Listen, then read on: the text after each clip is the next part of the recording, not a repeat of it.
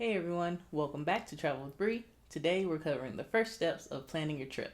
So, whether it's your first time planning a trip or if you're a seasoned traveler, this video will help guide you in the planning process. Let's get started.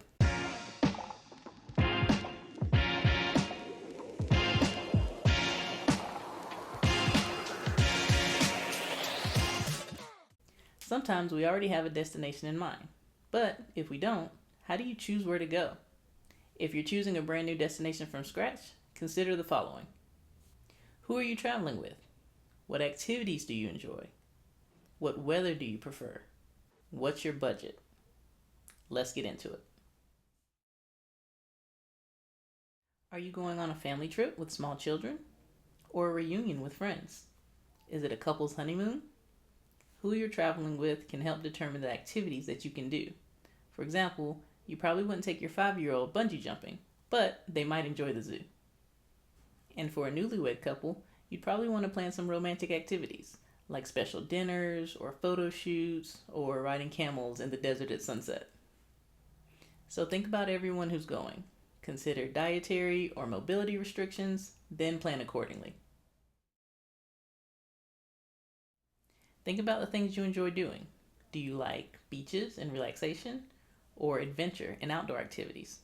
Once you understand your interests, look for destinations that can match them. For example, if you love art and history, Paris, France might be for you. If hiking is your thing, maybe the Rocky Mountains in Denver, Colorado. The place you decide on needs to have enough activities that match your interests to make your time there worth it. Consider the weather in different destinations. In some places, the weather is consistent throughout the year. In most places, you'll have to think about how the seasons change and if there are any extremes that you would want to avoid, like hot summers with high humidity or freezing temps with snow. And don't forget about rainy seasons and severe weather like hurricanes or typhoon seasons. Choose a time of year that corresponds with your weather preferences. While we're talking about the different times of year, do your research to understand what holidays and events are happening throughout the year in the different destinations that you're considering. You may not want to visit a certain location during the busiest seasons, like during big holidays, when large festivals are occurring, or when kids are out of school. Or maybe you do.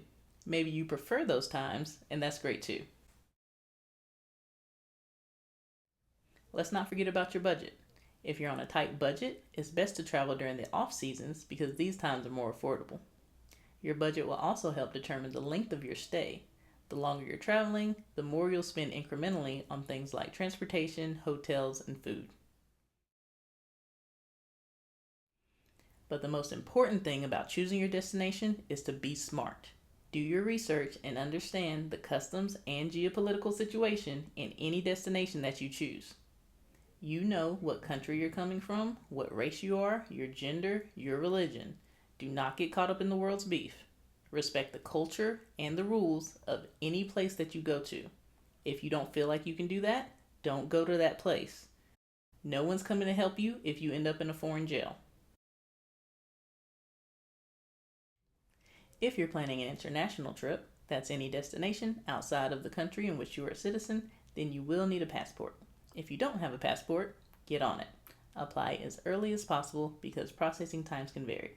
You can pay extra to expedite the process and the shipping to receive your passport sooner, but in general, it can take anywhere from 6 weeks to 3 months to receive your passport. If you already have a passport, double check your expiration dates. Most countries require you to have at least 6 months of validity left on your passport before your travel dates. So, as an example, if you plan to travel on July 1st, 2025, and your passport expires on December 1st, 2025, that's only 5 months left and you will be stopped at the airport and denied travel. So in this case, you should renew your passport a few months before your trip.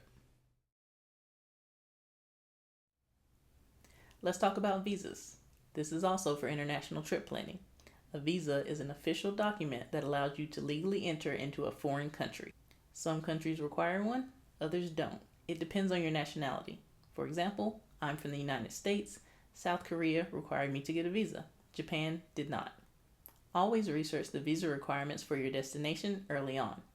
Processing times for visa approvals or denials can vary. Go to the country's official immigration website to find out what you need and how much it will cost. Visa fees can vary widely as well. Depending on the country you're coming from and the country you're visiting, they can be as little as $10 and range to hundreds of dollars. Also check if there are any additional requirements like proof of a return ticket or travel insurance. These really catch people off guard. Some countries like to have the assurance that you intend to go back to your country or at least leave their country after a certain amount of time. And travel insurance is to ensure that you, the tourist, have the means to cover any medical expenses that may occur while you're on your trip. Again, this all depends on what country you're traveling to. And those are the first few essentials for planning your next trip. If you found this video helpful, don't forget to like and subscribe. Let me know in the comments where you plan to go next or if you have any questions. Thanks for watching, happy travels, and I'll see you in the next one.